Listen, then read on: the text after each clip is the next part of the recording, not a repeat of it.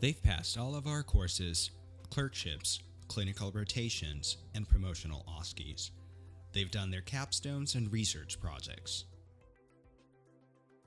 So it's July, day 1 of internship. 9 new interns have just started and 2 are assigned to clinic. They both came from good medical schools.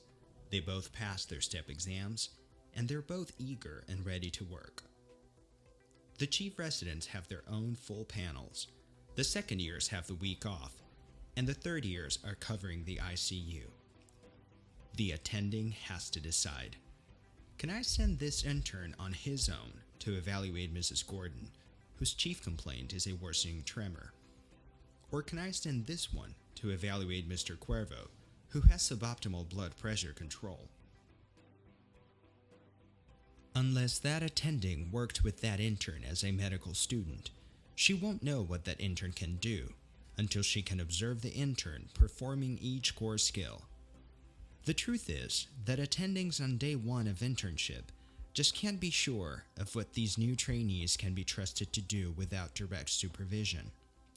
This uncertainty, faced every July in every medical teaching institution, has supported a long-standing perception that July is the worst month to receive care in a teaching hospital, a perception that in fact has been the subject of many studies. In fact, a 2011 systematic review, published in the Annals of Internal Medicine, looked at 39 studies that examined if patients do indeed suffer because of the July effect. Among higher quality studies, it found significant increases in July mortality rates, as well as other adverse outcomes in medical errors. Another perspective is that of the gap, the difference between the skills medical students are graduating with and the skills that residency faculty expect them to have on day 1 of internship. The American Association of Medical Colleges recently asked residency program directors whether they were confident that all or most of their new trainees could do the following. Only 66% agreed that all or most of their incoming interns could prioritize a differential diagnosis following a medical encounter or recommend and interpret common diagnostic and screening tests. Only 55% of them agreed that all or most of their new trainees could perform a patient handover responsibly or recognize a patient requiring urgent or emergent care and initiate evaluation and treatment. This survey, done by the NBME, takes another important perspective. It asked interns what they did in the first year and whether they did it with or without attending presence or involvement.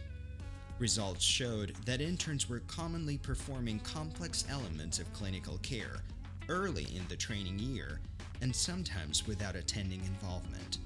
The authors concluded that their own study, as well as others, support the claim that adequate supervision is sometimes lacking. So what's the solution? Can attendings provide more supervision? To some degree, yes, but can patient volume be adjusted downward?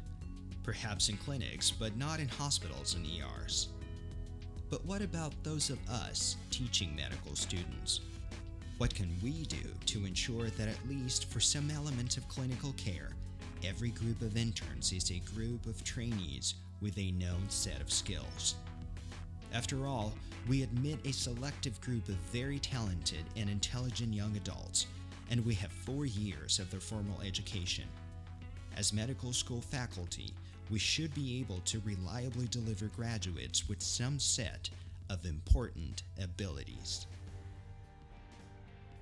So in response, the AAMC convened a drafting panel to develop this document, published in the spring of 2014. It outlines 13 core entrustable professional activities, units of work, that the drafting panel agreed that all interns should be able to do without direct supervision, which means without the supervising physician physically present with the resident and the patient. Of course, some form of indirect supervision is always required for residents, whether that is immediately available supervision or off-site supervision. These are the 13 EPAs. Bear in mind that these are summative statements only, giving you the essence of the activity.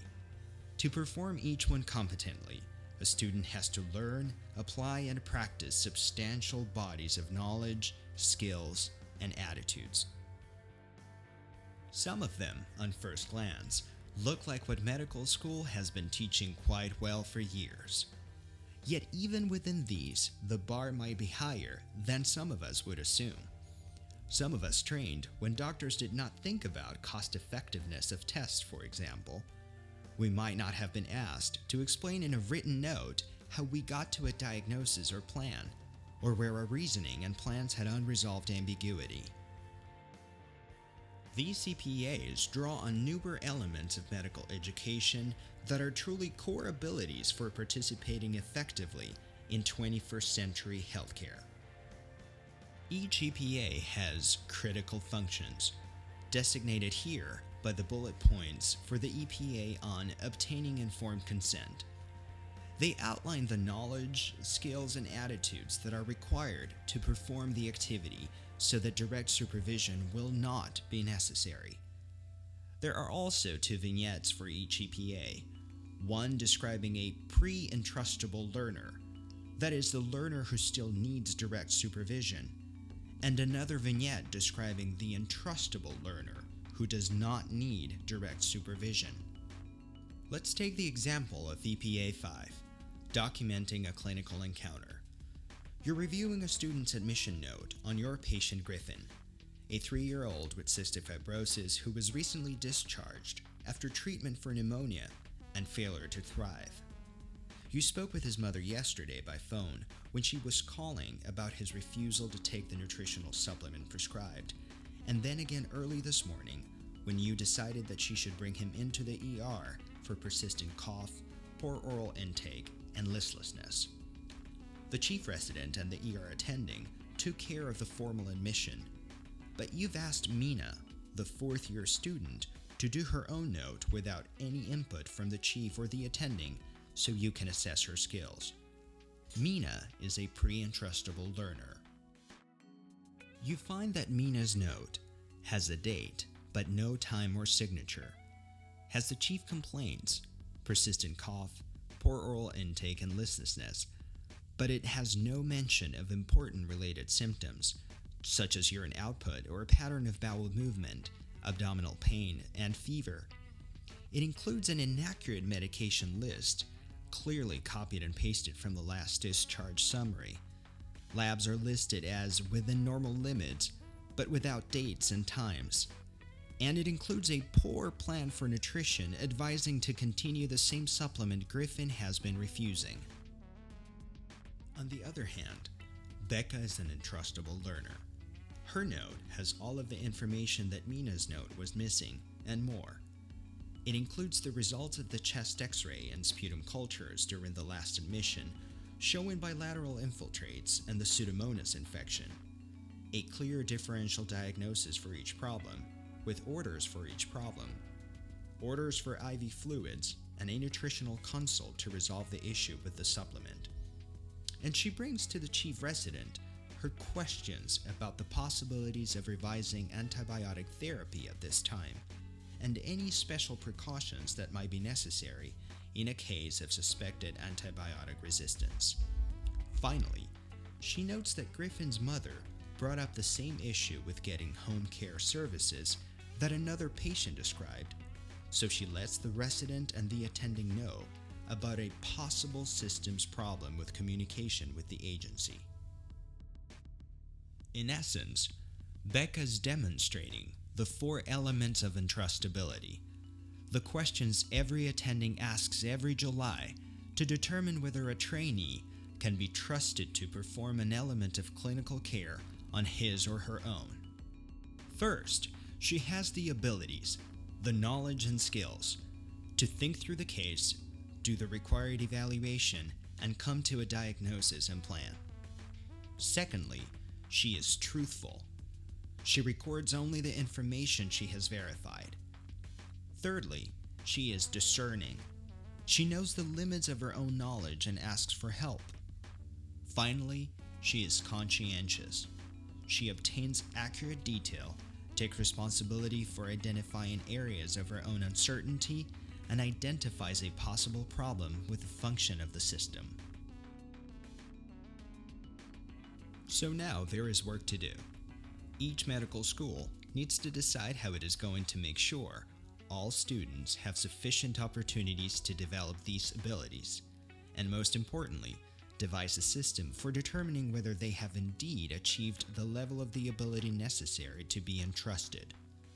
This means that all faculty who contribute to the clinical education of students have to focus on what we do to first help students learn these skills, and secondly, on the feedback and assessment we can provide to help determine if indeed they are entrustable. Florida International University Herbert Wertheim College of Medicine is proud to announce that we have been selected as one of 10 U.S. medical schools to test the implementation of the EPAs. This project will help us accelerate our work with the EPAs, and it will allow us to learn from other schools and contribute at the national level on the best approaches and tools. Our success will require further development of the best elements of our existing program. But perhaps the most important of all will be the contributions of you, our clinical educators. You are the ones who will help us maximize the opportunities to learn to do these activities, and most importantly, the opportunities to determine how much a student can be entrusted to do. We are starting with a survey of our students to estimate how often they are observing and/or participating in the critical functions of the EPAs, and we're taking a detailed look at our in-house teaching to see where we're doing some of the teaching and assessment in classrooms and neighborhood help. We'd like you to take the same survey, linked at the end of this video, to get your perspective on how your own clinical setting is contributing, or might contribute more, to the learning and assessment of student abilities. We welcome all questions and comments you may have about the EPAs and all other aspects of our curriculum. Thank you.